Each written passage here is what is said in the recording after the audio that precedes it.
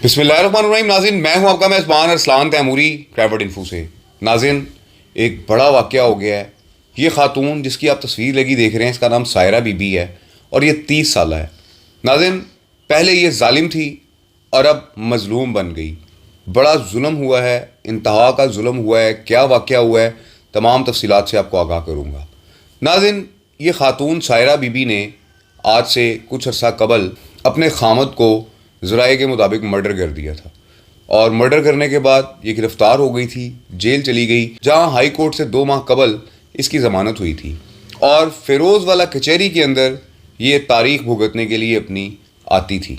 नाज़रीन, इस खातून को चंद रोज़ कबल इसके ससुराल वालों ने अगवा किया और मुरीदके के इलाका नंगल सादा में ले गए कि जहाँ पर जाकर उन्होंने इस खातून के साथ जो जुल्म किया, इसको इस्त्रियाँ लगाईं, सिगरेट से इसको जलाया गया और इसके होंठ काटे गए और उसको मर्डर करके इसकी लाश को वीराने में फेंक दिया गया।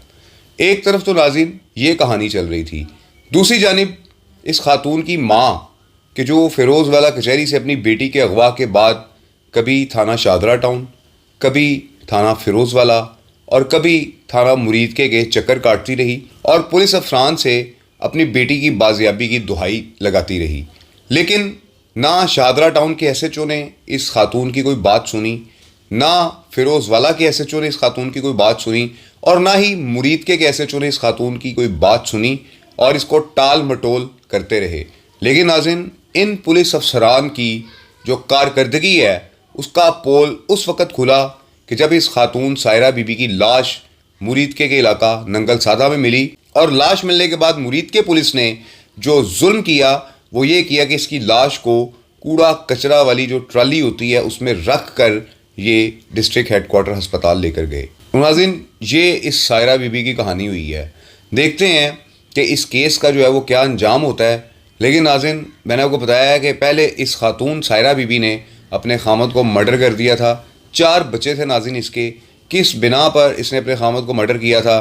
क्या किसी आशना का मसला था या घरेलू तनाज़ा था? जो भी था, इसने अपने खामद को मर्डर किया था और उसका बदला लेने के लिए इसके ससुराल वालों ने इसे फ़िरोज़ वाला कचहरी से अगवा किया और नंगल सादा के इलाका में ले जाकर इसके साथ जो जुल्म किया वो मैं आपको बता चुका हूँ कि शदीद किस्म का जो है इसके ऊपर जुल्म किया गया और उसके बाद इसे मार कर इसकी लाश को खेतों में फेंक दिया गया।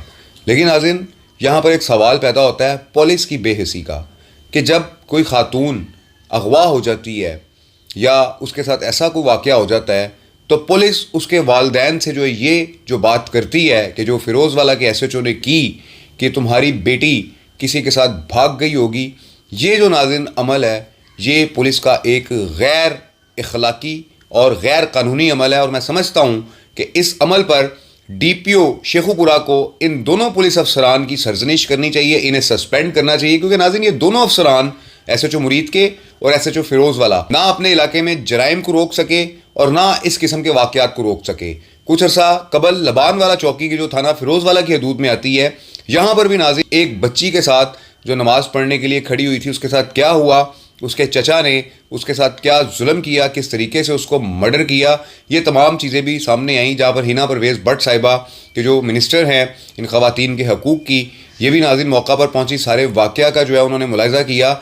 लेकिन इन पुलिस अफसरान की कि जो मुतलका एसएचओज़ हैं, इनकी सरजनिश क्यों नहीं की जाती कि ये अपने इलाके के अंदर इनका असर व रसूख नहीं है, इनका दबदबा नहीं है और लोग इनसे डरते नहीं हैं। और नाज़रीन, इन पुलिस अफसरान की इलाके में गिरफ्त ना होने के बाइस इस किस्म के वाक़या जो है वो मुसलसल रूनमा होते जा रहे हैं। लेकिन सियासी आशीर्वाद पर तैनात ये एसएचओज़ कब तक आवाम का खून चूसेंगे?